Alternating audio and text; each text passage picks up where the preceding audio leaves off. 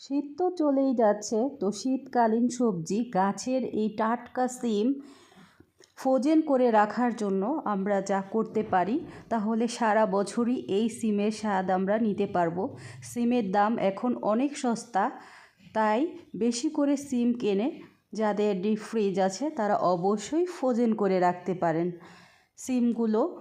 সিমের গায়ে যেন কোনো পানি না থাকে। সিমগুলোকে যেহেতু গাছের পাড়া টাটকা সিম, তার জন্য সিমগুলো পানি দিয়ে ধুয়ে নিইনি।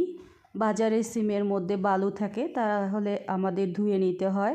ছাদ বাগানের থেকে পাড়া টাটকা সিম, তো এগুলাকে আমরা কি করলাম, 2টা করে পিস করে নিয়েছি। যে যেমন করে মাছ দিয়ে রান্না করে খাবেন ওই রকমের করে সাইজ করে কেটে নেবেন। কেটে তারপরে ওই পরিমাণে একদিনে রান্না করে মাছের পাশে দিয়ে হোক, যেভাবেই হোক আপনারা যেভাবেই খান ওই রকমের করে ছোট ছোট করে মোচা করে নিতে পারেন। আজকের মতো এখানেই বিদায় নিই।